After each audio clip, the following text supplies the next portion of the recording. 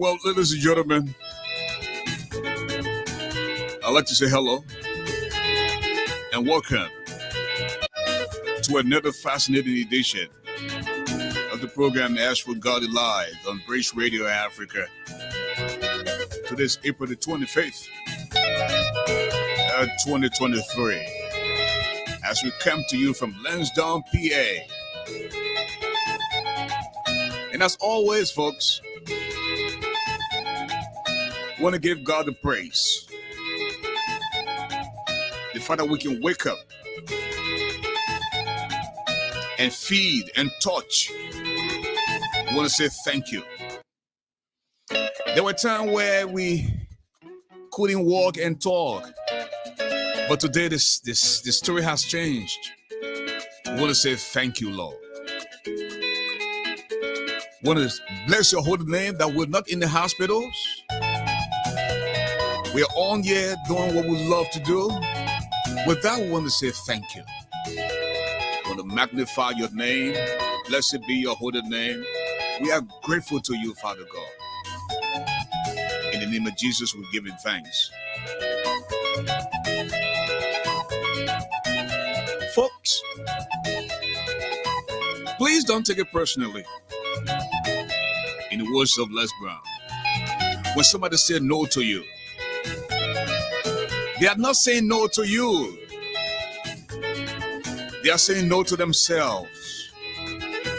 They are saying no to living a bigger life. They are saying no to what is going on in their head because they're suffering from possibility of blindness. And he went further to say, do not seek success. Seek to become something of value and have somebody pay for it.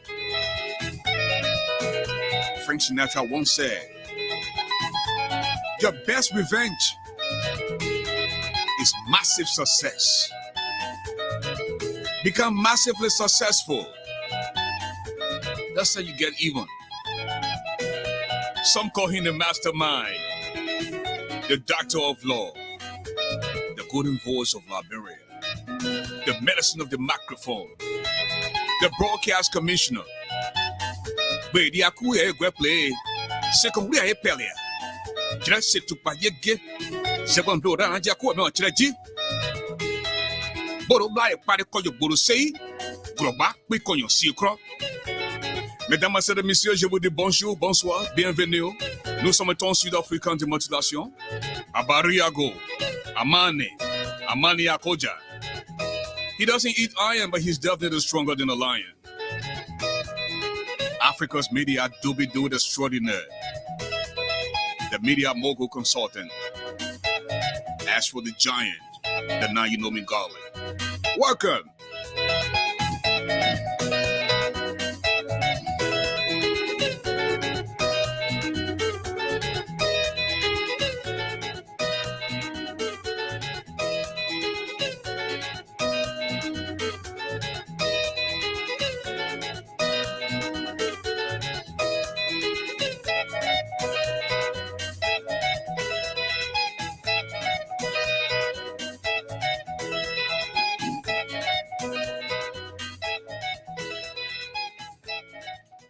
Folks, welcome to the show, man. How you guys doing today?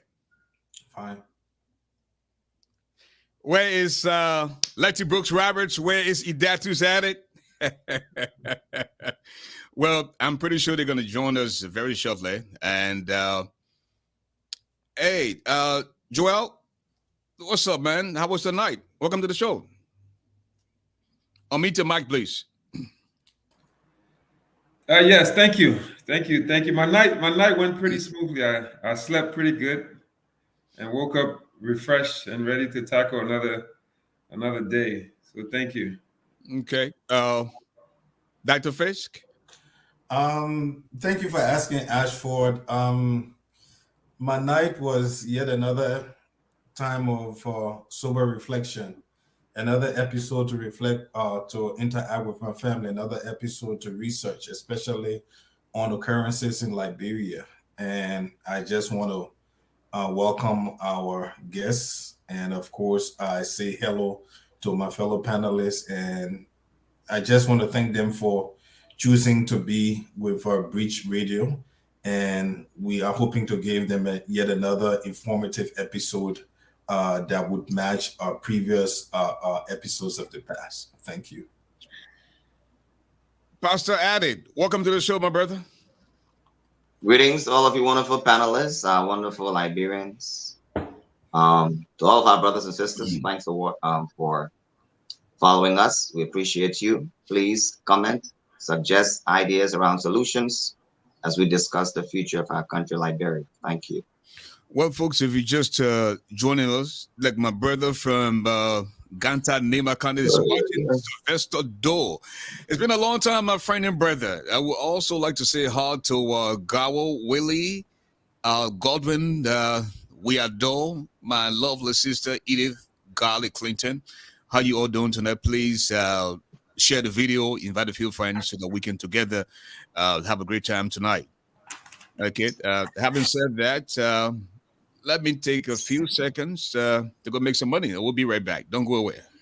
Hems vocal Liberia number one, vocal Liberia number one, right? Okay. The phrase, a new sheriff is in town, does not only belong to law enforcement. How about the introduction of Liberia's premier vodka, a quality and customized liquor for all occasions? Try the flavor of your choice. Ham's Vodka, Ham's Honey, Ham's Bitter, and Ham's Original Vodka. Ham's Vodka has no hangover. That's why they say Papa drank Mama happy. Ham's Vodka is sold in all stores, shops, supermarkets, and entertainment centers in Liberia. For wholesale, contact Ham's Vodka at 0777 001114. 0777 000-979. We can also be reached via social media on Facebook and IG at Hans Vodka or www.hansvodka.com. In the United States, please contact Hans North America Incorporated at 610-543-9289, 484-888-1622, 484-755-8411. Hans Vodka is approved by the U.S. federal government. Hans Vodka brings out the real man in you. I tell you, in my boy, in my blood. Every time when I stay on the block, everybody knows it. We are spot. And that's what we're back, folks. Again, if you just joining us, this is Breach Radio Africa, ASHFORD GARLEY Live. And we're coming your way via Facebook and YouTube. And let us sure hope that you're having a great time tonight, just in case you're celebrating a special type of occasion. We'd like to say congratulations. And if this is your birthday, hope that you live to see many more birthdays to come. If you're celebrating what anniversary, we want to say congratulations and keep the fire burning. Well, gentlemen, let us begin the show tonight and talk about a big day for the Unity Party and former Vice President Joseph Yuma Boyka. This is when he's going to be choosing his running mate. And there are several names out there. And we're hoping that whoever he selects might be a game changer for what we have going on right now. And let us begin with Idatus Adib. I mean, what do you know so far? As we look forward to saying what happens on Friday. Well, I'm certainly in high expectation of that decision. I mean, the world is waiting for Rescue One to make that decision. And as Amos Stewart, the Secretary General of the party, stated, that he's going to be somebody who's going to be energetic, young and embrace the the dreams and aspiration of this current generation, the youth who have called Joseph Boyka Rescue One. So I'm excited. I can't wait to hear the potential VP or the next president of Liberia make that announcement. Joel. Yeah, I mean, I heard some gossips today too myself. I like I said last night on the show, I'm tired of the fantasy. I'm ready to see what his picks, what his choice is. I certainly hope that whoever he picks is ready to run this country from day one. Because I mean, like I said yesterday, metaphorically speaking, and literally speaking, that person is a heartbeat away from the Liberian presidency. So hopefully he will help us, put us on a stronger path if he does win and if he picks a good VP.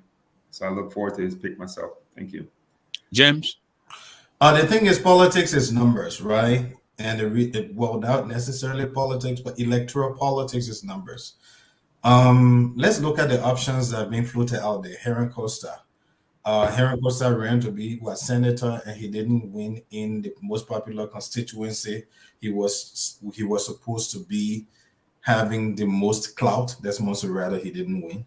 Then, of course, we have Yombi Kanga that represents the Liberty Party. But then if Mr.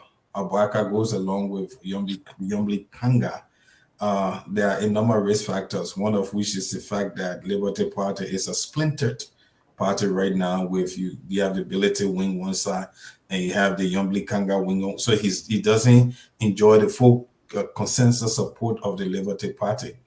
If he goes with this person from the Senator Cole or whatever from Nimba County, then of course there's a possibility he will also be receiving the voting endorsement of Prince Johnson and a number of at least that whole Nimba area. So if you look at it on paper, the person that looks most preferable would be this senator from Nimba County, if you ask me.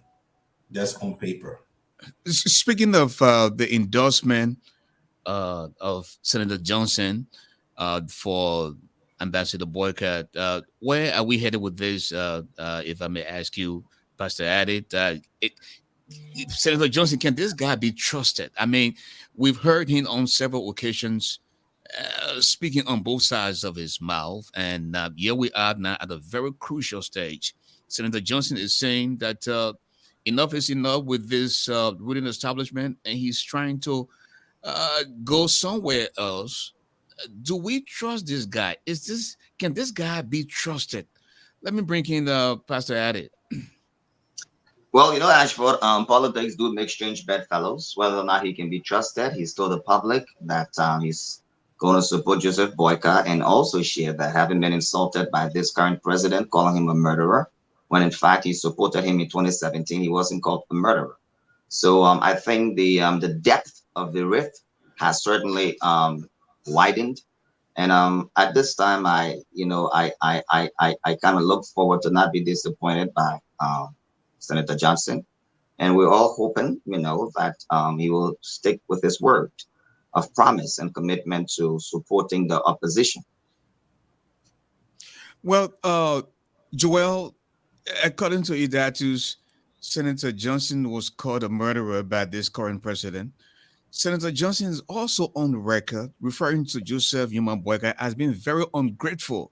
He said, quote, that even though George Weah is in his 50s, he may not be the smartest person, but he has wisdom. George Weah was, in fact, the guy who made it possible for former Vice President Joseph Boyka to go to the United States to have this pacemaker. And yet, the old man is ungrateful. But let me just play a clip of what Senator Johnson said about the former VP. The same thing. So when you say boy, well, that's it. But boy, in the sense of immaturity, no. Georgia is mature. He's mature. That's why he told Joseph Boyka on the ground where he collapsed to fly here, bro, for medical checkup, for medical heart surgery. That's why I'm here to live today. I think Joseph Barker, in conclusion, should be very grateful to that boy who flew in on the country for open heart surgery and making to live today. But the way Joseph Barker speaks, the way he acts, he is one of the 9 ungrateful lepers. He refers to Ambassador Boycott as ungrateful. According to him, Boycott was flown out of the country by President Weah, had open heart surgery, and today he's alive. Joel? First of all, before I comment on that, I would like to know what time frame he made that speech. Do you have any idea? Is that recent? I mean, a few years ago. A few years ago, okay. I look forward to the day when these oligarchs, that older generation that prospered from the war in Liberia, that continues today to hold the entire country hostage, the Prince Johnsons, the Ellen Johnson Sirleaf, all these people who need to retire or must retire from politics from Liberia. I do look forward to the day when they're no longer having that type of influence on the population. As far as being able to trust Prince Johnson, I'm so sorry that Prince Johnson still controls Nimba County and the voters in Nimba County. I don't believe I can trust his word for his support, but I think at this critical stage in the politics of Liberia, I think all hands needs to be on deck to unseat this current presidency in Liberia. I'll leave it at that. James? The thing is, a statement was made.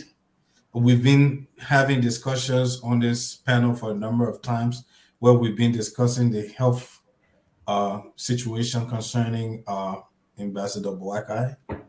And then here we are with a recording in which Mr. Prince Johnson is alleging that Mr. Boakai, in fact, has very ill health because he's had open heart surgery. Mr. Johnson did not name the hospital where Mr. Boakai had this surgery.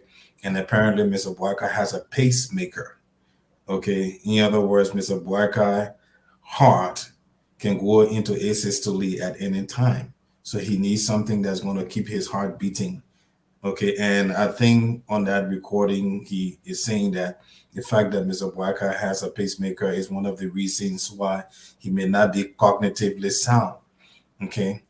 Which brings us to this whole speculation and the importance of having a very strong vice president. And like I said yesterday, the vice president of Mr. Boakai would be like a de facto president of Liberia. That is, if what Prince Johnson says is true.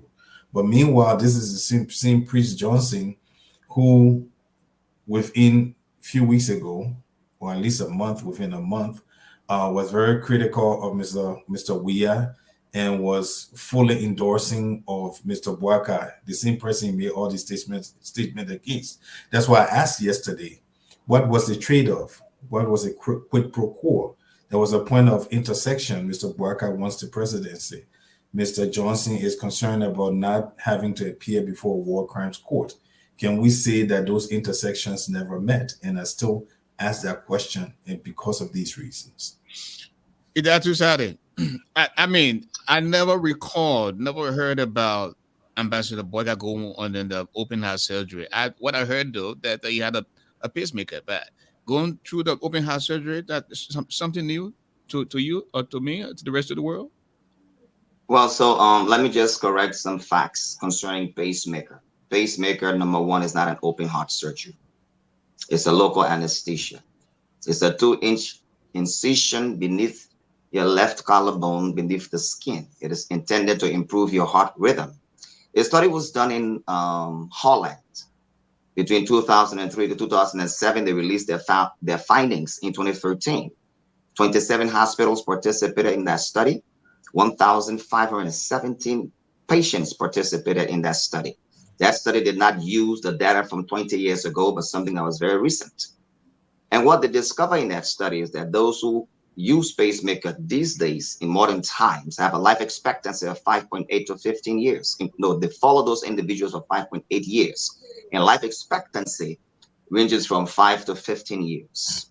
So there are many people who don't understand the essence of pacemakers. Those who have cardiovascular or coronary issues maybe at risk of dying early. But what that result shows that 93% of individuals who participated had the same life expectancy as the normal population in the first 1 year, and as the percentage goes, 81% in the first 3 years, and 61% in 69% in 5 years, among others. So the truth remains that certainly Mr. Johnson doesn't understand what a pacemaker is and what an open heart surgery is when he was making the statement at that time.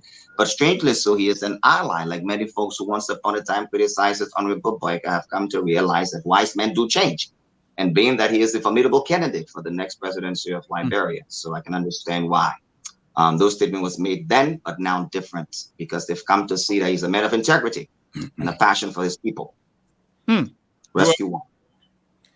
Well, I don't know what Pastor Ada is getting his facts from, but I'm sure that they're all correct. But I think what he forgets in his facts is that study is being done in wealthy countries, developed countries. I don't think somebody in Liberia that's walking around with a pacemaker is going to survive without going for regular treatment. So my question is, if I had the option of picking somebody that didn't have health issues versus somebody that does, where's the money going to come from to fund Ambassador's Boyka's hospital every time he has to fly out of Liberia to get treatment? And if he is allegedly have these problems, how can he really work every single day, 15, 16 hours a day? I mean, Pastor Addy, I'm going to ask you this question. If you saw your grandfather carrying a heavy load across the street, wouldn't you feel the need to take that burden off of him? I mean, do you expect you and him to do the same type of work day in and day out every single day? So let's be very clear. I wouldn't wait for my grandfather to carry the load. I would rather carry the load even for my big brother, as it is the culture, not to mention my dad. So it's certainly the culture of our society to support our presidents, the visionary. That's what they do. They have able lieutenants to lead, to help serve as guardrail for the vision. So the issue of this study is called the Pace Follow. It was done by Dr. Udu, and it was published in Amsterdam. You also look at the study from the London Heart Clinic. They will tell you that those who have pacemakers have longevity of years. So there's not one study after the other. It's been replicated. It's in this modern America. But you were very concerned as to who's going to be paying for the pacemaker. Well, he's not president, but he's able to come to the United States and still get his medical checkup. Who paid for it? He's been coming. He's still alive, and he will continue to do that. Well, as he leads the country. Who is paying for it? Who's paying for it? Well, the last time I checked, as a former vice president, government is entitled to continue to support his health care in consonance with his earnings over the years. He's been sustaining his medical health for the last 12 years. Who was taking care of him when he had the pacemaker? He came to the United States, and maybe there is this misunderstanding of what a pacemaker is. A young boy can have a pacemaker. It simply has to do with his slowness or the irregular heartbeat of one's heart. So a young person can have a pacemaker. And like I said, the study has proven in this modern day and time that unlike yesteryears, 20 years ago, pacemaker was not as effective compared to now. Dr. Fisk, how does having pacemaker affect your performance as a normal human being, let alone president of the republic? Oh, it significantly does. The thing is, one of the main reasons why pacemakers are implanted is because of a history of bradycardia. In other words, extremely low heartbeat. So basically, the pacemaker kind of, kick your heart into increasing the beat so as to allow, because see it this way, as your heart is beating, there's deoxygenated blood that's going through your lungs and then getting oxygen. On the other hand, it's just a minor procedure. It can affect your performance. Yeah, I'm coming. There's something I want to say. So then the oxygen goes to the blood, and because you have sufficient oxygen, you don't have issues with fatigue, for instance. Okay, so it's one of the reasons. So most of the time you see Joseph Boyka kind of sleeping, looks sleepy, looks tired. is he has risk factor for something called hypoxia. In other words, you have significantly low oxygen going to his body because of this possible bradycardia that's caused him to have had a pacemaker implanted. Now, as far as the study is concerned, did the study speak to whether those people who've had pacemakers implanted, how does it correlate to the ability to continue to exercise on a maybe like 4 times a week or something like that as a way of trying to maintain this longevity? Because you have to have other correlating factors, okay, to help to create that sustenance of 4 to 5 years. Now, all of these things bring me to the most important point, which is Prince Johnson being honest with Mr. Boyka in this endorsement? Is Prince Johnson implanted by Mr. Weah? Is this all just some kind of charade? Because in a serious competition, all of these things will come up, okay? That Mr. Boyka, even though he may have all of the beautiful plans, at the end of the day, if you as a visionary, you are not at the helm of affair, in other words, to be able to lead that vision, then of course that vision falls apart. If you have someone who is coming in as a coalition person, is that person going to continue with your vision, or are they going to do something that's different? So all of these complexities, these are issues we have to think about very profoundly as we approach this April 28 D-Day, when Mr. Boyka is supposed to be announcing his vice presidential pick. So is that what if you one of you guys can come? Is that why his VP pick is so important because of health issues? Idatus, Joel. Well, okay. So, do you want to go, Joel? Go ahead, please. No, go ahead. I'll let you have. So, let me just correct another thing that Dr. Fix said. He said, about the cognitive functioning. Those who have pacemaker have very, very high cognitive functioning. As far as the exercise or correlated issues, come up pacing back and forth helps that person to retain his sense of physique, among several other things. I watched Honorable Boyka do a town hall conference here in Philadelphia, and he stood for 3 hours talking to us. I watched him at our donor conference in Philadelphia again, where he was very articulate. He never slept. I was in proximity. I have pictures that I took of him, and he didn't sleep. So all of these obfuscation of his physical ability to lead as a visionary is part of the distraction by our political detractors attempting to hopefully and wishfully think that he will fall out of the race or just not participate so that he may have a chance to be beaten by George Weah, something that he's not willing to compromise, because Liberia is too great a nation. And we need to change that trajectory for the young and old. It's about the vision. Joel. Well, I'm going to go back to something Pastor Addis said when I asked who's paying the bill, and if we are to believe the statement that Senator Johnson made, apparently George Weah paid the bill, and we know when George Weah came to power, he didn't have the money. So, in some way, it's the Liberian people that's footing this bill right now, even though he's not in power yet. And so, furthermore, I do want to make a statement, and I'm going to use an analogy. When I look at Ambassador Boyka in his 12 years under Ellen, and this is for you, Pastor Addy.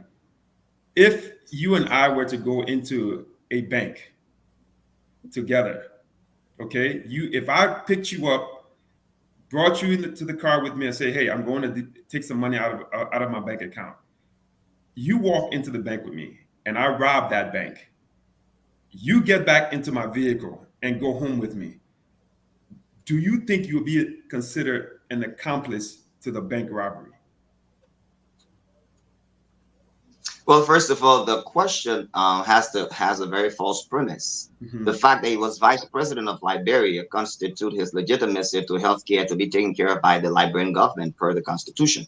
So make no mistake, the fact that the government is paying for his healthcare as they should, as they were doing also with Madam Ellen Johnson's relief, that's what the nation should do. And this is where Liberians ought to come to that reality that this is a fundamental government responsibility for their president and vice president. So there is no robbing of the bank. He served his country for 42 years to the point where he was the vice president, and now is being cared for by the Liberian government as they ought to. Where is the proof? Legitimate. This should be public information. Where is the proof that the Liberian government paid for such a visitor to the U.S. to get a heart transplant? Where's the proof? Is it public knowledge, Well, or is it just? I mean, well, if you read some of the statutory laws and the Constitution of Liberia, you clearly see that the government is responsible to take care of the presidents and vice president after they leave office. Our Constitution is predominantly modeled. In fact, our laws are predominantly modeled after the U.S. Constitution, but just in different ways. For example, you have Article 5 concerning, the right to keep silent. Maybe Article 1, for example, in our Constitution. So don't forget, our Constitution was predominantly modeled after the laws of America. So our government, which they haven't been doing, ought to consistently take care of our past presidents. Dr. Fisk? Well, and I will still go back to what Reverend Adi was saying, talking about standing up for a long period of time. In actual sense, depending on the emergency and depending on the patient, being stationary can in fact be therapeutic. Okay. But one thing you need to understand, scientifically speaking, is that you actually have vessels in your leg. Okay. You have the superior and inferior vena cava. So what does it mean? It means that every time you are walking, you have blood that's pumping to your heart. And depending on the volume of blood that's pumped to your heart, then of course your heart has to work a little faster, which can be a risk factor for people that have pacemakers. Okay, so I'm not trying to be disparaging. I'm just discussing this strictly from a scientific pathophysiological standpoint. Okay. And what I'm saying is that when you have insufficient oxygen that's circulating in your body, and especially going into your brain, you can have some cognitive issue. It may not be as severe, okay, but you do start to have these. It's one of the reasons why people have hallucinations and all those kinds of things. It's because you have that insufficient supply of blood to the various areas of the brain that's supposed to help you to be functional. And I get back to saying, as a result of which, we have to understand the role of Mr. Prince Johnson. Mr. Prince Johnson wants to maintain his role as a kingmaker. But who is he trying to king make in this instance? Is it Joseph Boakai? Is it Mr. George Weah? What game is Prince Johnson playing with the Liberian people that we are just looking at what he did from the face of it and not trying to dig down and understand the substance of what he's trying to do, looking at the history of his performances vis-a-vis other political actors in Liberia? And that is not what is happening. And I'm just trying to draw the public's attention to that. So they should take what has been carried out by Mr. Prince Johnson that could possibly lead to Mr. Cole, this senator from Nimba County, becoming the next president of Liberia. Where does that put Prince Johnson as far as proximity to power versus if it was Weah, or contrary-wise, if he sets up a situation that Mr. Vice President gets blown up, Mr. Former Vice President gets blown up because of health issue, then of course it further concretizes his relationship with George Weah, okay, to the detriment of the Liberian people, because George Weah isn't functional. Well, still on Prince Johnson, Idadus, you can respond. If not, then we're going to go to whether or not the election. Well, it is quite true that Prince Johnson had made several statements that he changed over time, but at this particular time, I'm trusting that he remains a full supporter of Joseph Boakai in the context of changing the trajectory of this country. And he was very clear. He said, the reason why I'm changing my support from this government is that I was very confident in the fact that this president would have brought foreign direct investments to the country. Unfortunately, he hasn't done that as a footballer and an international celebrity. He also said, I'm not going to support this president because of the extrajudicial killings in the country. I'm not going to support this president because of the massive unemployment, the insecurity of the country. So he stated his reasons why. And believe it or not, if that was a trick, I don't want anyone to be planted in another party and accuse me of murder as a strategy for me to win elections. So this is where, in my opinion, I think at this time, Prince Johnson may be serious about his support for the Vice President, Joseph Yuma Boyka, commonly called by the youth, Rescue One. Okay, now let us talk about free, fair, and transparent elections in Liberia. Prince Johnson is also on the record saying that these elections are going to be rigged for this government to stay in power. In fact, that's one of the reasons why he said he was not running, he was not going to be in the race as a presidential aspirant. But let us take a listen to what Prince said back then, and then we can talk about it. Because you know what? I see this. 2023, it will be rigged. Rigged? Yes. What make you think so? Prophetically speaking, I'm a man of God. I'm a man of God. It's not something I'm seeing by this government. I say it will be rigged. By this government? By this government, to remain in power. Okay? And that will bring the government and the civilians into confrontation.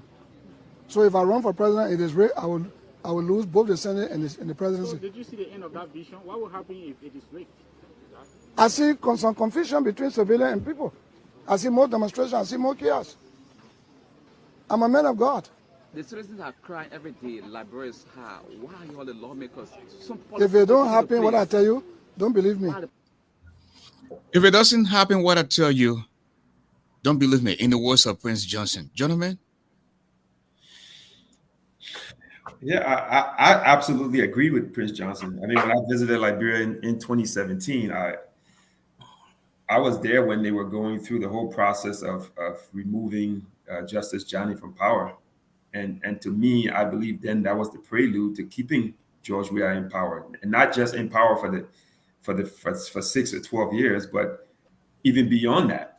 Even beyond that, when they rigged the Supreme Court, and as I stated before on this show a couple of weeks ago, that the next president, who if it is George Weah, will have maybe 2 or 3 or 4 more picks on the Supreme Court. And if you look at the scenario where CDC picks up some more seats in the Senate and in the House, we could have a President George Weah for life, which would be utter and complete chaos.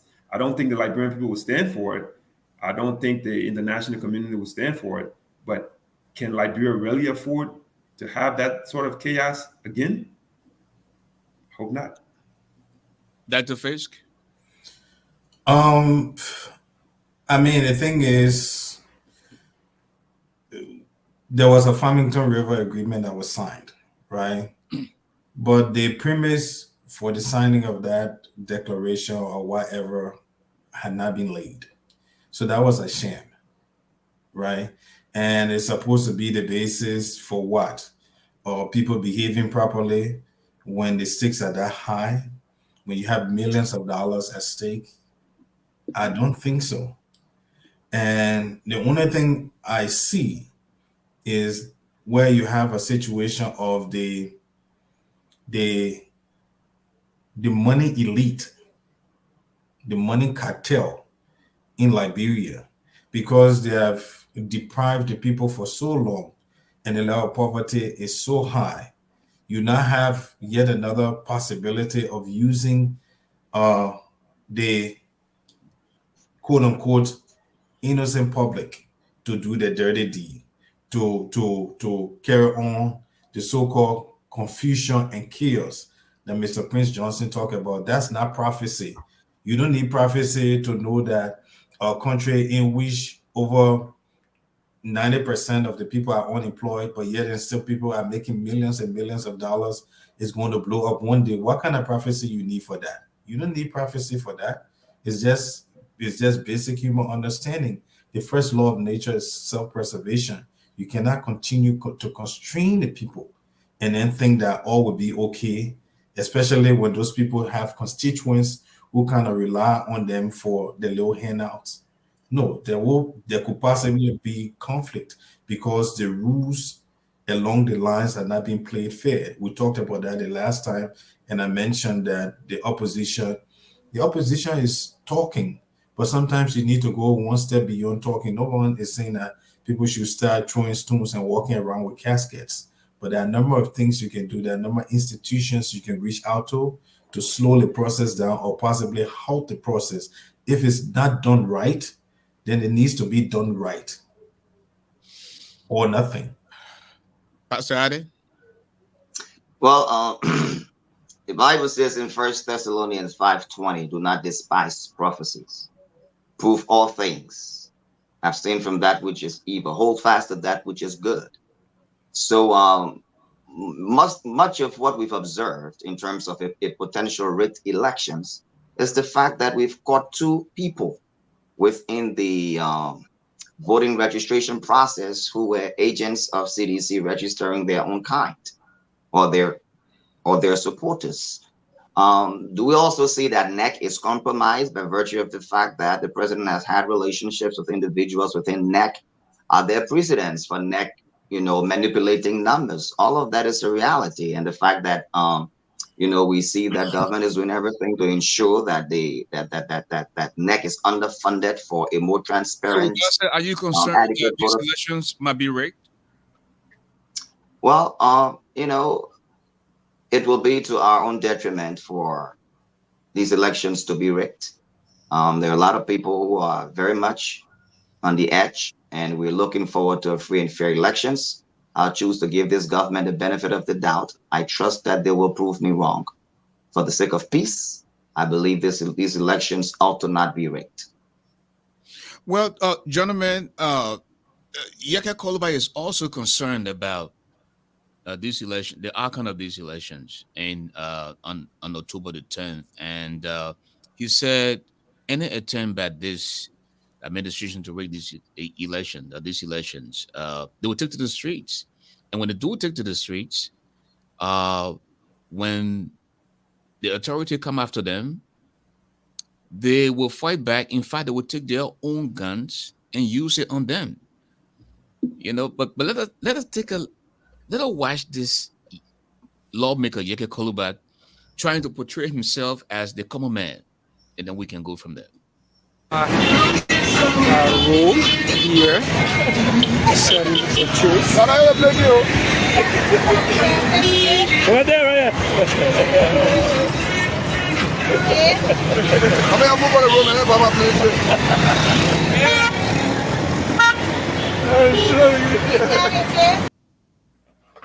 Gentlemen, what is your interpretation of this video? Let me begin with Joel. Look, Yeke Kolubai has been one of the staunchest antagonists for the CDC-led government. I have a lot of respect for Yeke. I mean, and I think I said it on the show before, if regardless of who wins this presidency, I hope Yeke becomes Speaker of the House, because I think we will have a much balanced government in Liberia. So I look at this video as this is Yeke, an attempt to be down there with the common people of Liberia, the main people of Liberia, the voters of Liberia, not the 1%, not the elites, not the people way up on the 10th floor looking down at people selling plantain chips. Because it's very rare that you see any politician come down there and be at that level with people. So I have a lot of respect for Honorable Yeke Kolubai. Idatu Zade? Ashford, when I watched that video, all I saw was the amplification of the poverty of the nation, especially endured by its youth. If you pay attention to the young person that's behind him, that's a girl that should be in school, but she's selling on the streets because of the moral decadence of our society and the poverty rate of our people, when young children should be in school studying. So there is an amplification of government's failure to provide jobs for its people, and he's demonstrating that through a sense of humor, satire, for the world to see, thus amplifying the ridiculous nature of governance that our youth find themselves in, by selling with them and letting the world see that this is the reality of Liberia for our youth, an experience that Joseph Boyka wants to kind of change through his vision. arrest. Dr. Fish, can I say something real quick? Okay, come in, Joe, and we can go to Dr. Fish. I was in Liberia in 2009, 2010, 11. I seen these same children, 5, 6 years old, snaking through cars, selling chicle, bread, gum. Ambassador Boyka was there. You know, when I made the statement earlier about the co-conspirator to the bank robbery, I think Pastor Adid misunderstood what I was saying. He was in government for the 12 years. And when he left government, the Liberian economy, with his co-conspirator, the economy was left on life support. It was left for dead. So this selling potato chips in the street is not new under the CDC government. This is nothing you can just place blame on CDC. This has been an ongoing thing. And during Ellen's time, the UN and the world pumped a lot of money into that country. So I'll leave it at that. Dr. Fisk, is this a mockery? I mean, what is Yeke Koluba tries to portray here in that video? Well, that video for me was the height of hypocrisy in the worst form. And the reason I say this was just buttressed by something I read off the internet, a rejoinder from the U.S. ambassador post a visit to the various counties of Liberia. And I just want to share this with the public. So he writes, while hospitals went without and service centers withered in the vine, 30 senators, in other words, all of the senators, and 73 representatives, in other words, all of the representatives, spent $65 million feathering their own nests. So while the country is suffering, for the last 6 years, these guys have been spending, if you do the calculation, that's 103 legislators. That should be a little over $600,000. That's over $500,000. So Mr. Yeke Koluba has been in the legislature for at least 5 years now. So he's one of those that have been sharing that money, that over $500,000. And then he takes a planting chip and put it on his head and says he's selling. No, when they could be creating laws that will keep people off the streets, that they will be creating laws that will provide job opportunities, that will prevent the infiltration of Liberian market by produce from China, produce from India, like rice, for instance, that would, if Liberians were selling to Liberia, would then provide job opportunities for those people.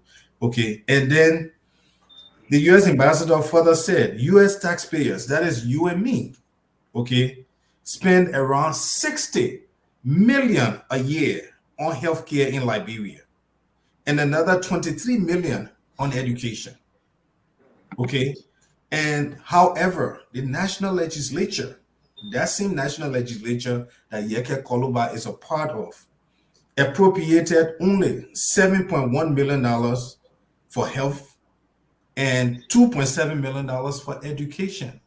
So the argument of the U.S. ambassador is that even if they were able to slash their own salaries so that they'll be able to redirect $10 million annually for health and $10 million annually for education, they will still be left with $43 million. So these are the same people that come and take planting chip and go stand in the street and say they're selling? Are you serious? I mean, this is the level of hypocrisy.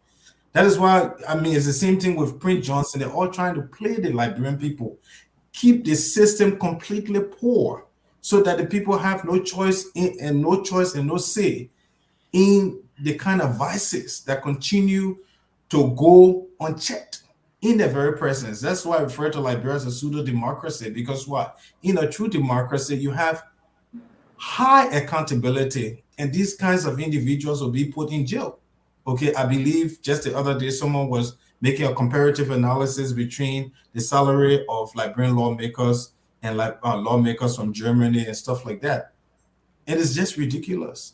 So that thing that Mr. Yeke was doing, that was the height of hypocrisy. Let me say to you, the panelists, and the rest of the world that, to me, watching that video, especially after listening to Yeke for the past years. Yeke is frustrated. Yeke is on record saying that any attempt by this government to rig these elections, they will get to the streets, and in the process, they will take the guns from those that have them and use it on them. I want to believe those in the opposition already have guns, waiting to start something. And in the event where President Weah rigged the election and tried to maintain power, they will kill him. They will kill him because it's very hard for an incumbent in Africa to lose election. We've seen it with Samuel Doe when he was asked to step down, he refused. In the end, Doe got killed. The best bet for President Weah is to allow free, fair, and transparent election. Whoever wins. But any attempt to rig these elections, I'm afraid they will kill him. That is so popular. For some reason, he came in and told you that they voted for me when I did nothing. Now, I did a little something. Yesterday, we've seen people, look, every move that President Weah makes is out there. And people within his own party are not happy. So if he knows what we all know, let us allow these elections to be free, fair, and transparent. Mrs. Brooks Roberts. Yes. Good evening, my fellow panelists. Thank you for the time. Great conversation. Speaking of guns, didn't we get a batch of guns in the country? Who do they belong to? Opposition or the ruling establishment? But I do agree that there are signs of not fair, of lack of fairness in these processes. We've also heard of the president putting in his former friend, a close friend.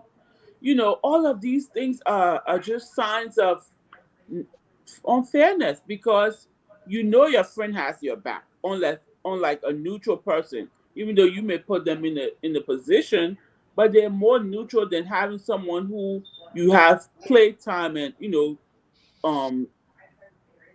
those little talks behind the scenes. So I hate to say that there will be that kind of comeback if it's not fair, but I think that people are geared up to take action. I hope that it's not as drastic as your comparison to Doe. However, people are gonna react. Joel, that's all fair. I don't want to spend the next 20 minutes defending Yeke Koluba, but to put the entire legislature and say this one person, just because he's part of that institution, is supporting the corrupt elements within that in that institution. I think Yeke stands far apart from every single one of them. That's my opinion. To come back to the security situation, look, you have people who are in government right now, outside of George Weah, people who became instantly wealthy overnight, and people who will be instantly poor the day after they lose this election. Those people have a lot to lose. I don't see those people who moved out of a zinc house into a mansion willing to give up that power. And those people will be willing to do whatever it takes. Like I said, for me, as far as rigging the election goes, George Weah and his people will make this elections legitimized through a Supreme Court decision, which is the final law of the land. And that's when it gets to the Supreme Court and they decide this election, we will all have to accept it. No question that. No, we will not. Okay, I will go to James, then Idatus, then we'll take a call from a legal contributor who is on the line. James? Yeah, the only thing I want to say is this. No one is holding Mr. Yeke Koluba responsible for the activities of the legislature. To be fair, this consistent increase in the legislators' pay started way back when, even before George Weah started in earnest under Ellen Johnson Sirleaf, when she had so many problems dealing with the likes of Edwin Snow when he was speaker, and then Alex Tyler and the rest of it. Okay, but when you've been in the system for the last 5 years, you cannot say you don't support the system when it was that same system and that same extravagant salary of over $500,000 a year that made it possible for you to export your family out of Liberia. Okay, so you can say that's not the case. And then I just want to caution, our host. I've been watching the utterances of the public. Now, the public is misconstruing the fact that this whole issue of the pacemaker pertaining to Mr. Joseph Boyka was something that was brought up by Prince Johnson. All we are just trying to do is just trying to critically analyze this new information, because whether the sympathizers and the supporters of Mr. Boyka likes it or not, if he emerges as a major candidate, that issue is going to come up. So it's best that we discuss it now. Okay. I just say this to say that it's very possible that because of the thousands and thousands of people that we know end up watching this program, it's easy for people to misconstrue and say that Breach Radio is threatening to kill Mr. George Weah. So I mean, it's important to speculate, but it is important for us to also recognize the kind of public that we are interacting with, and I don't want what we say to be misconstrued. So I'm addressing this whole thing of the possibility that Mr. Weah could get killed, and I'm also trying to address the issue with the pacemaker. Well, when people take guns in reaction to things that are not fair, something happened, and when those things happen, people die. Oh, of course. Okay, of course they do. That was coming, and then from there we're going to link up our legal contributor. Right. So, well, Ashford, I think that was a very strong language to use concerning killing our president. I don't think Liberians want to resort to that reality anymore. I believe Honorable Yeke Koluba was expressing his frustration, cautioning government concerning the public's reaction to an election that is anticipated to be free and fair. But I don't think he was stating that they will kill the president because they will take their guns, So Honorable Boyka, who was part of this opposition, of which the Honorable Yeke Koluba supports, certainly doesn't support violence in the midst of a crisis. We are very civilized people.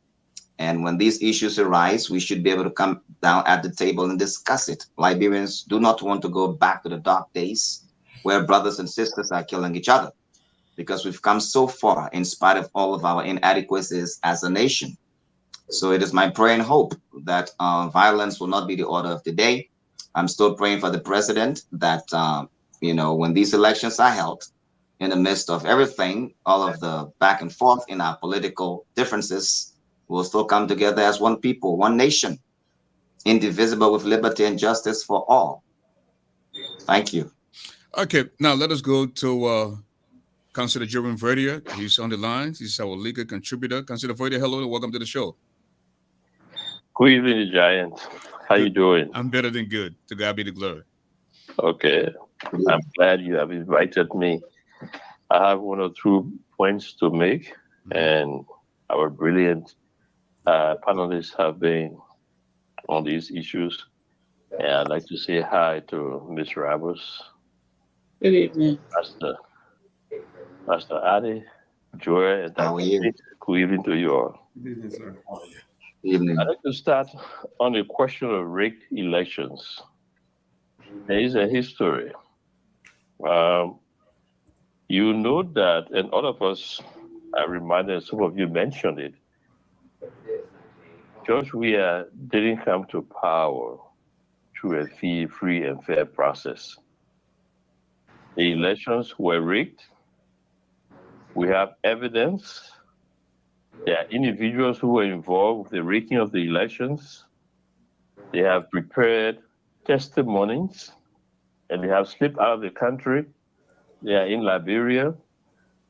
And more than that, the late Councillor Bromsky was very meticulous in documenting fraud during the elections. And he went and took his case to the Supreme Court. But the Supreme Court said, we agree. A lot of rigging went on. Your evidence are overwhelming, but the evidence are not sufficient to overturn the results of the elections. Wow. What we observe, we advise is the Elections Commission to clean the voters' roll. That was almost 5 years. Today, the voters' rolls have not been cleaned. And when the Elections Commission made that, when the Supreme Court made that decision, Justice Cabinet Jane was the only one who disagreed. He said, no, I will not sign these results because the elections were rigged and it's not in one place. It was in more than 5 of the populated areas. And the opponents have brought their evidence to the court. So I think these results should be nullified. What happened to Cabinet Jane later on? They gang up, and I think Joel, somebody mentioned it, and they unconstitutionally removed Justice Jane. Justice Jane couldn't get redressed in Liberia. He went to the ECOWAS court, and the ECOWAS court made a ruling that this government, to this date, have not responded to, even though they sent representatives to the ECOWAS court. Their lawyers consulted me. I said, Cabinet is right. Because what you guys did, you removed a constitutionally constituted justice of the Supreme Court. It is unconstitutional. And no court anywhere in the world will accept it. And the reasons you gave are illegal reasons. You were to remove the only grounds they could find is that he made a ruling, and I say, and generally, constitutionally, customarily, you do not remove a judge based upon decisions he made when he's sitting on the bench. That's the state of where we are. So the propensity to rig the election is very high. And normally, when people are rigging elections, they don't wait for elections day to rig the elections. Thank you. The elections are rigged long before the elections are held. And all the processes we see going on points in that direction. One, the reconstitution of the Elections Commission, Pastor Adi mentioned it. President George Weah has all of his people on it, including a former girlfriend, including the girlfriend of a sitting senator who is today the pro tem. All of those were brought up. One president said if they, the laws is very bad. So when she was constituting the Elections Commission, to be fair and balanced, she called all the political parties and said, I want you to send at least 3 persons who will be on the Elections Commission. And then the rest, I will use my constitutional power and appoint them. Well, Councillor Verdier, we want to thank you. Let us talk about the outcome of these elections. We're hoping that these elections will be free, fair, and transparent. In the event where they don't happen, what are some of the things that we see happen? That's why I was talking about the giant. I was getting there. Okay. I just went to President Sedi to talk about the constitution of the Elections Commission. Okay. We wrote a proposal to the government 2 years ago that, look, we need electoral reform. The government ignored it. They haven't redressed it. And now the international community picked it up and told them, you need to reform the Elections Commission and the process of handling disputes. They haven't done anything about it. Now we are coming to the process of elections. We did a census. The process is inconclusive. there was a lot of halubalu about the census. The cheating and all of that was played on video. There is the executive director or the head of the statistics section of the census. He resigned, and then we came over a statement and said he's firing the guy. The guy has left, and he has not stopped being engaged. He exposed all the things that were going in the census. Then we came to the registration, voters road. The problems are already there. One of the parties went to the court to tell the court that the results of the census are not conclusive, but the Elections Commission, against in violation of the Constitution, is beginning to demarcate constituencies without a clearly approved elections. Census results. That is also an infringement of the Constitution. And then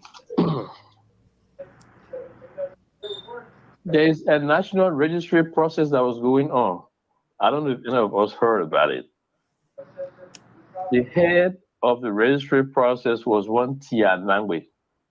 They said they were registering librarians. And then the Elections Commission came up and said the registration card that will be issued will be one of the identification that will be used for the elections. There is no results as to how many persons were registered.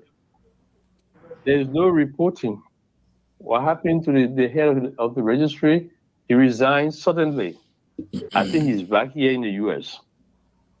And at the time when he resigned, it was our information that they were pressuring him to register foreigners. They were pressuring him to register Guineans. They were pressuring him to register Sierra Leoneans. And he said no, and they told him you had to resign. And he resigned. And the government had to come up with a release. The release was constructed in a way that would seem as if he resigned because he wants to take part in elections. But no, that was not the case. Wow. He was pressured to resign because he said no, he will not get involved in that process. And I wrote the Elections Commission. I said, what role does the registry play in the whole electoral process that you guys are doing? Do you know how many persons were registered? Is the registry being incorporated into the biometric stuff? If it is possible, I'm in the diaspora, I want to vote. I need to register, and I need a response. It's been almost 1 month. The Elections Commission has not responded. So we are making a demand on them to respond so that we can take them to court subsequently to clarify that whole part. Thank you. So everything seems to be shrouded in secrecy.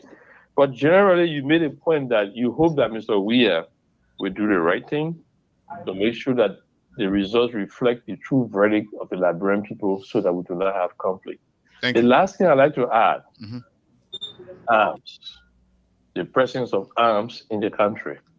George Weah has reactivated almost, at the City Hall alone, there are 3,000 ex-combatants who are armed and are there with Jefferson Kochi. And they have created garrisons around Monrovia. There was a time I came on air and said Liberian people should prepare for violence. They should arm themselves. That Liberian people should not sit down and allow these ex-combatants who are being rearmed by George Weah to walk into their houses and intimidate them because of electoral processes. And people were saying, oh, I was being violent. I said, I was just speaking the truth. During the war, they crawled on us with their arms, and because we're armless, we ran the chicken.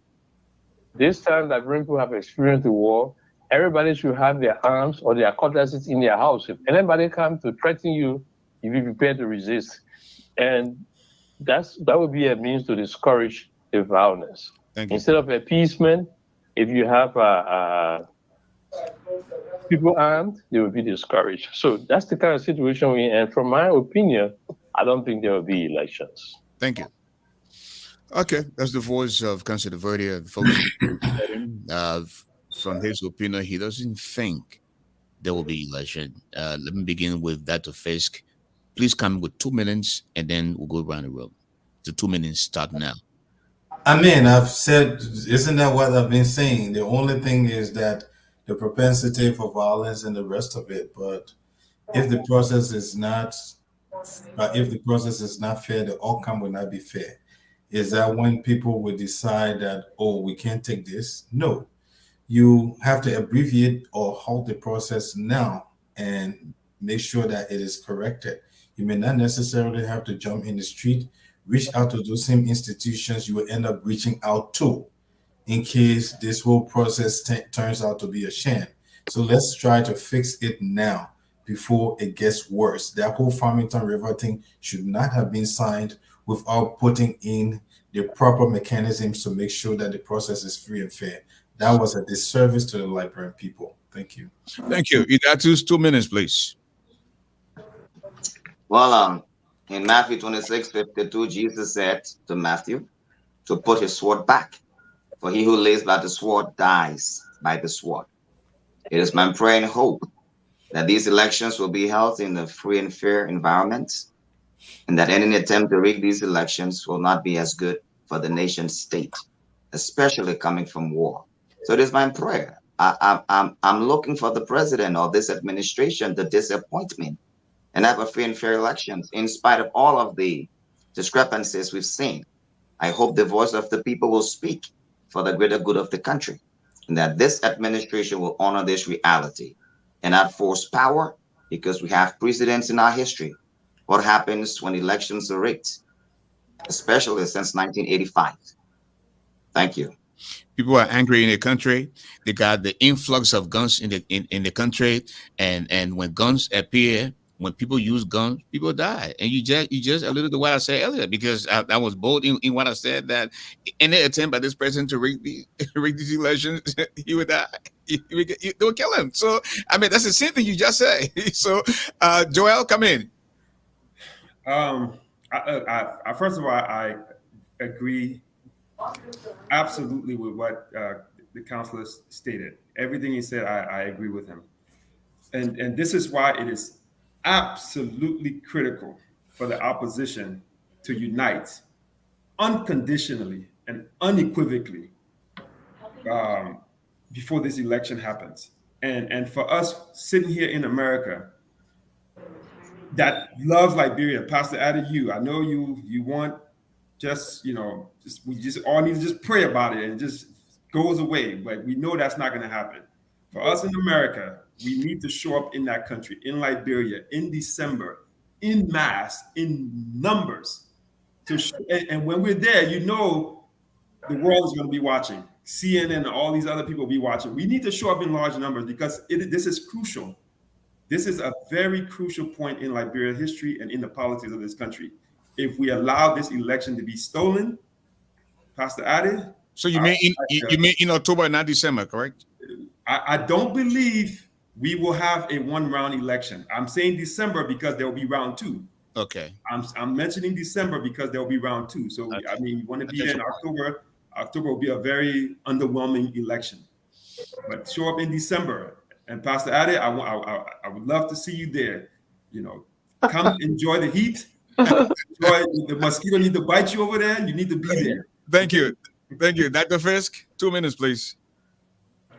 Are we wrapping up or what? We're not wrapping up. We got one more thing to touch on. Just reaction to Councilor Verdio's statement. Oh, okay. I mean, the only thing I have to say is that, like I said, Joel mentioned political parties coming together to do what exactly?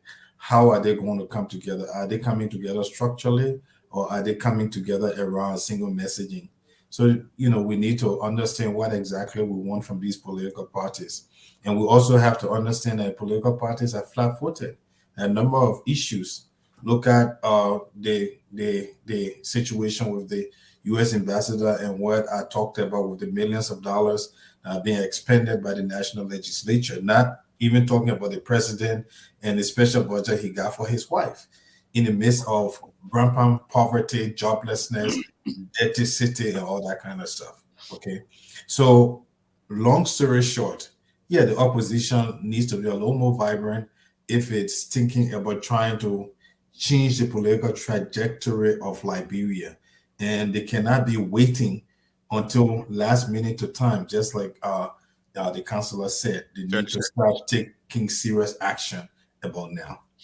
Mrs. Roberts, 2 minutes, please. Yes, thank you, Mr. Garley, and thank you, Councillor Verdier, for your explanation on these issues.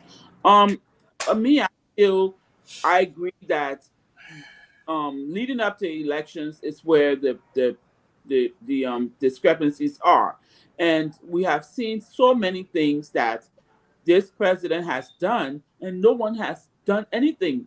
No, just talking, but no action. No one has, come out to say, where have you been? Well, we knew where he was, but you're spending our money, and all of these things are going on here.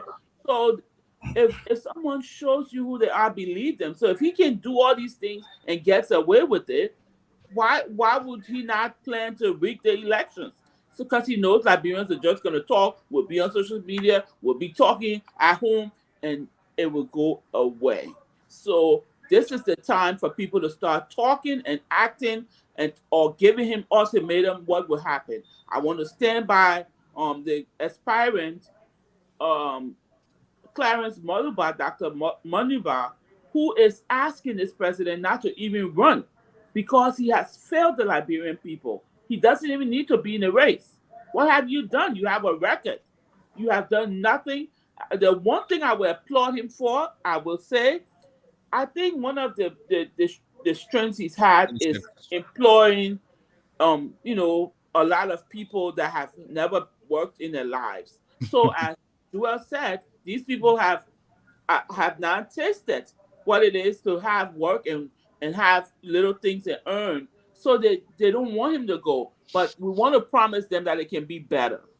Thank you. Well, ladies, gentlemen, I will put Pastor Addy on the spot. I mean, why do you keep this from us? You know that Ambassador Boyka has already made his decision as to who's going to be his running mate. Don't take my word for it.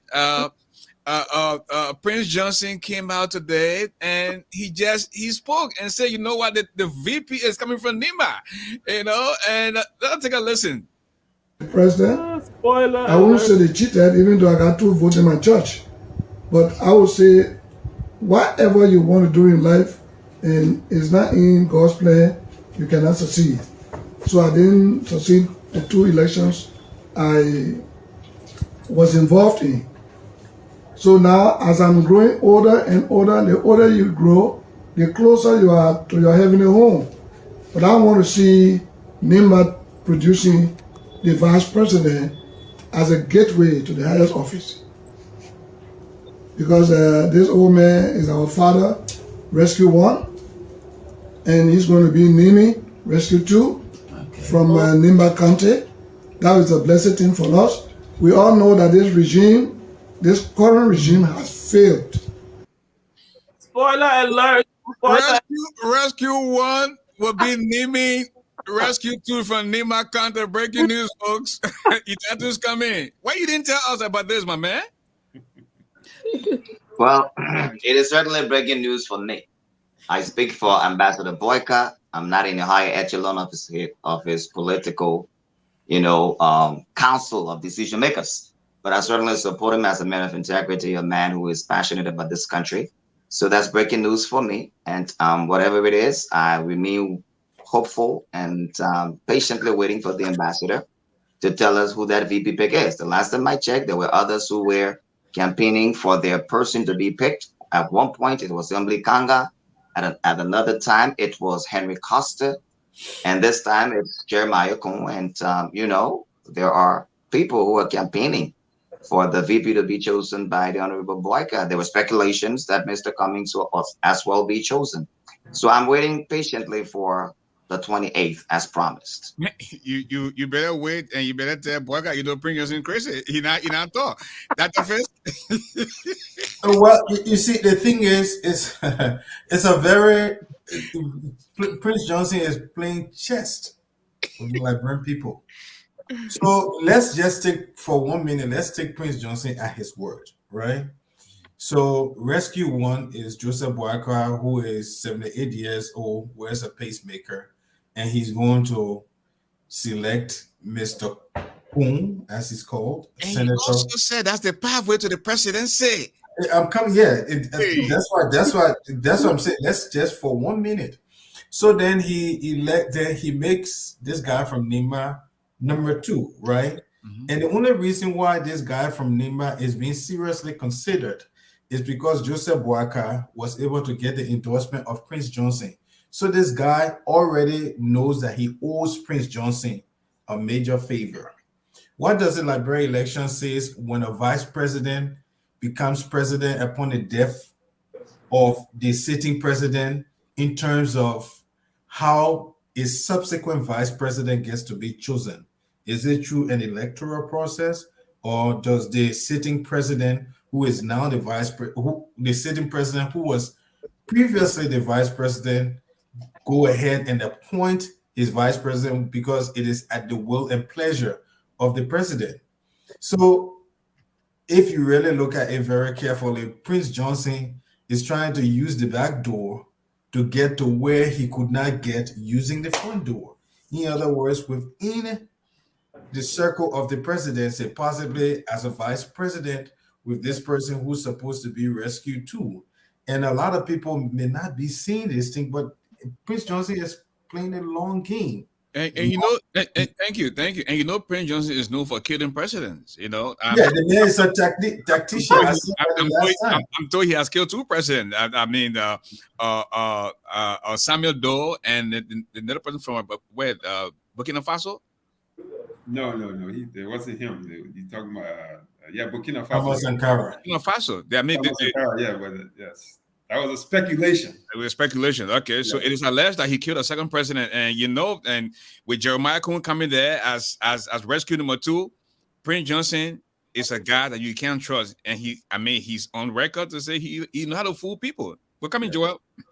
Well, I don't know much about Jeremiah Coon, and I do know a lot about Prince Johnson. But so if this is true, I know Pastor Adam probably just don't want to have all of us excited. But if this is true, I think this will blunt any kind of cheating, because if Nima County gets behind the election, it will be very hard for George Weah to mobilize that force to cheat, without fear. So it's an exciting pick. I think it's a pick that I could support. I don't have a problem with supporting Prince Johnson, the Nima County VP coming from Nima County. So it's a pick I could support. Really? Yeah, Mrs. Roberts. Yes. Well, as evidenced by social media, I'm seeing the breaking news that what do we do now since the announcement has been made by YJ? Is there a 428 necessary? And then on the Costa show it says, what has Cone done? So these are like tidbits that there is something brewing somewhere, and I'm excited. I will wait for the 28th, but I'm still gonna get my hot tea. Okay. Okay. Well, folks, again, what a fascinating show. It's time to wrap up, and I'll go around the room to ask for closing statements. Let us begin with Joel. Yeah, again, thank you, folks. Thanks, everybody, all my panelists. It's been a pleasure tonight. I learned more and more every day as I join this show. And I do look forward to having a peaceful and fair election in Liberia. I would love to return home and live there peacefully. And this is the time for us to make that transition, all of us. So for all those who are watching, like I said, come home in December. Come in big numbers. Let's show Liberians that we're not just talking, we're not just internet politicians. Let's show up and help rebuild that country. Thank you. Okay, Dr. Fisk. Yeah, as enumerated by the U.S. ambassador, because there's this tendency to say, "Oh, you're just living in America," blah blah blah. No, the numbers are out there. Liberians have brought up. American taxpayers spend $60 million to support activities in Liberia. So, and when you talk about U.S. taxpayers, guess what? It's you and me. For me, I work 12 hours and make a lot of money, and I know a portion of that goes to fund the activities in Liberia. And it's kind of disheartening that my money that I'm working hard for is not being used wisely.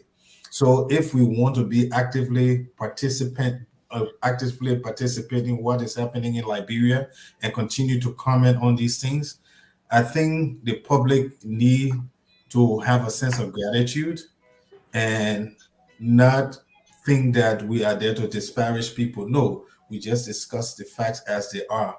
It has been said by Prince Johnson that the vice president wears a pacemaker as a risk factor for a lot of things, speaking purely from a medical standpoint.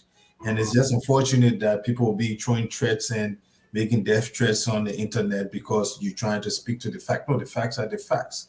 And we are hoping that as this arrangement has been brokered by Prince Johnson, it works in the interest of the Liberian people, not necessarily in the interest of Mr. Prince Johnson and perhaps maybe Nimba as a county. Thank you. So before you leave, Face, does Costa go back to what he does best in the event where now we heard from Prince Johnson that Jeremiah Cohen going to be the running mate to VP boycott? What's the future for Henry Costa? Oh, Costa has a big future in a possible unity party government. Okay. Mr. Costa has been a close confidant of the vice president off and on. So you cannot imagine a government without someone like Costa playing. It may not necessarily have to be a vice president. He could be Minister of Information. He could play so many other roles. That will be very critical towards making sure that the government is more responsive to civil society. Your closing statement, Idatus, and Idatu is one of the closest people to Henry Costa, so he might. Come on, your closing statement, Idatus. Well, yes, Ashford, I truly want to dispel this notion that wearing a pacemaker is a death sentence. That's not true. The research is very clear. It is there to help people who suffer from bradycardia, slow heart, or irregular heartbeat. It's not an open heart surgery. Ambassador Boyka is very vibrant, a visionary for Liberia. And rest assured that your presidency is only 12 years per 2 term. Pacemaker people have 15 years, longevity of life. So that is a complete distortion of the truth. A person with pacemaker can lead a healthy life and be very functional cognitively and with vibrancy. Having said that, I'd like to encourage all Liberians, the government, opposition, Liberians, register and vote and overwhelmingly move this government through the power of the ballot box. Violence is never an option. There is no need to bring violence in this country. And I'm cautioning the government, especially who is responsible for our security, to do its best to ensure that these elections are held without intimidation, fear, harassment. Let justice prevail for all. And believe it or not, a peaceful Liberia will allow everyone to coexist, irrespective of your tribe, irrespective of your religion. War is never an option for a wholesome functioning society, for the stability of our country. The dark days should be in the past, never in our present. So I want to caution all those who have joined government through an underground army to do your best not to be a part of violence. Our nation deserves better. We are one people, one nation, one destiny. In the words of Honorable Joseph Boyka, think Liberia, love Liberia, built Liberia. Thank you. Mrs. Lexi Brooks Roberts. Yes, thank you, Mr. Garley. Thank you to my fellow panelists. And I also want to say thank you to our viewing audience. Thank you for always joining us every evening or the evenings we're here to listen to us as we discuss issues that matter to our country. I also want to join the bandwagon to say that although we want a successful election, but we see some of the signs. So we're asking our people, come out, let your voices be heard. Everyone has given you some of the signs that you need to stand up against this government.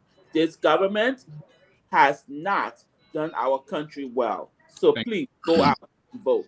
Thank you. Have a wonderful evening. Well, I think we'll do a special edition of the program this Friday, following the naming of the running mate to former Vice President Boyka. With that said, folks, again, merci pour votre contribution et puis merci pour votre invitation. Abaria go la mane amane akoja. Uri no mozo ni one ye mad go to dry. He doesn't eat iron, but he's definitely stronger than a lion. Some call him the mastermind. Others, Africa's media do it extraordinary. Pastor Adi, please take us home with a prayer. The Lord bless you and keep you. The Lord make his face to shine upon you and give you peace. Surely goodness and mercy shall follow you all in our nation, all the days of our lives. In Jesus' name, amen. Amen.